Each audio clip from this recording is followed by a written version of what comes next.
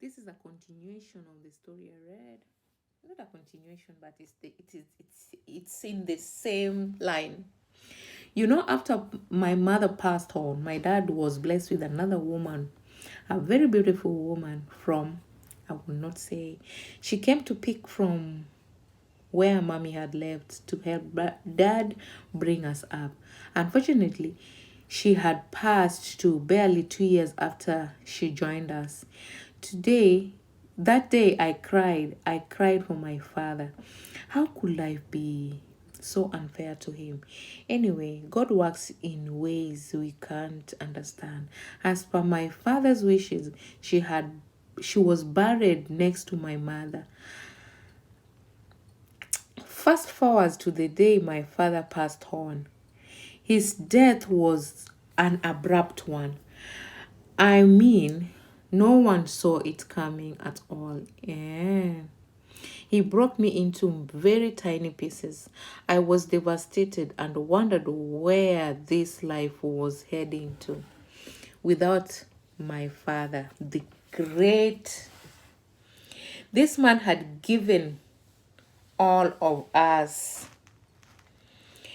He believed in us so much. The day he took an early retirement from work with almost all of us and still in school, I marveled at his kind of faith.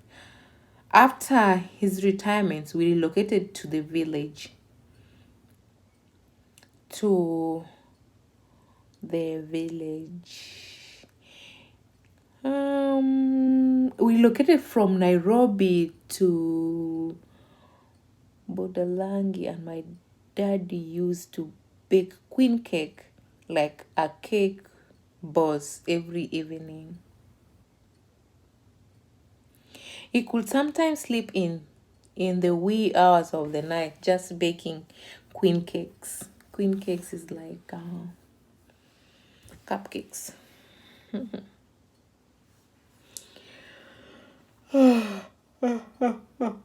Please give me a excuse me. Let's go on. Where was I?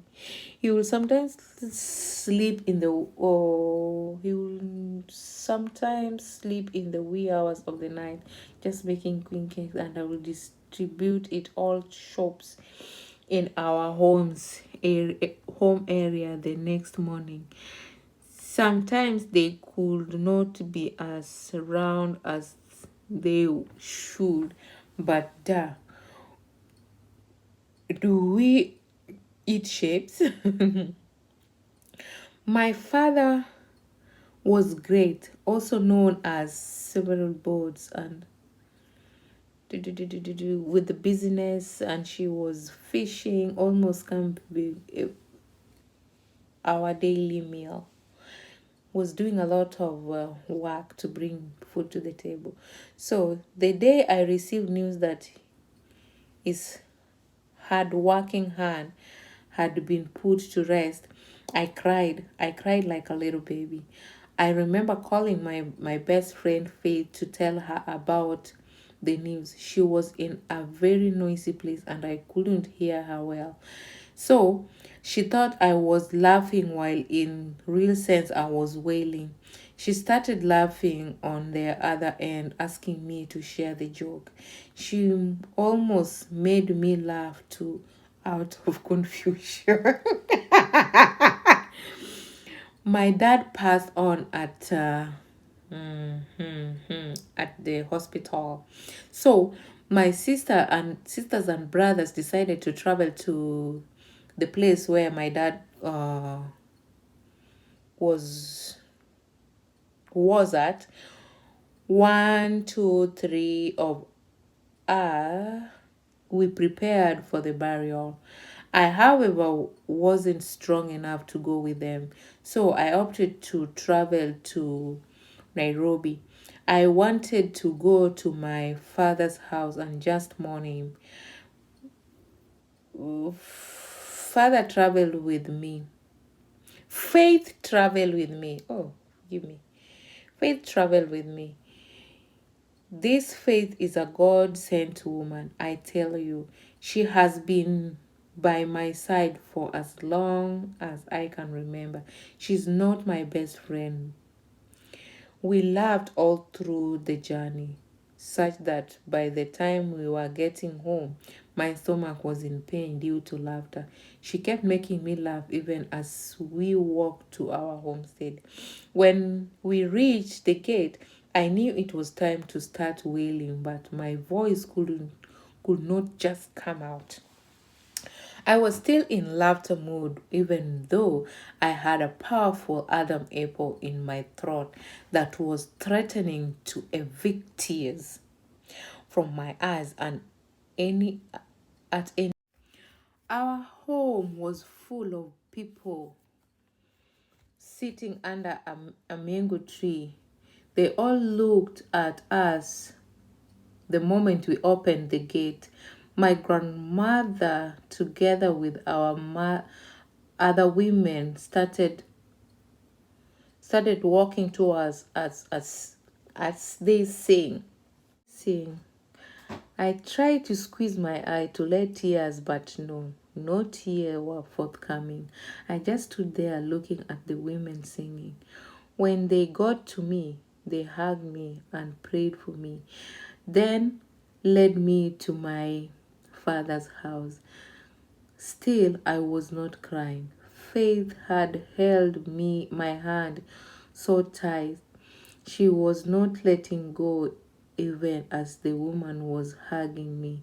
Then we got to the house. The woman sat in the living room and Faith and went to the bedroom. Faith and I went to the bedroom. I was so confused. I had never caught in such a situation. It's like everyone attention was now on me, and my father wasn't in the house. For the first time ever, I was there without him, but with a huge number of people. I had always seen mourners making dramatic entries to homestead during funerals, but mine just refused to be dramatic. In fact, after me, another mourner made a dramatic entrance into my father's compound, somersaulting as as he yelled my father's name. He would go like David, then somersault were flying kicks.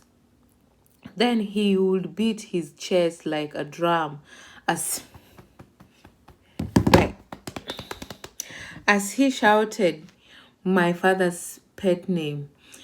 He went on calling upon great great God on of the eyes of the rising sun. He was cursing his ancestors for sleeping in their job and allowing the spirit of death to strike this homestead again. He went on and on. Another one was swinging from one branch to branch of my father's mango tree to another like a monkey.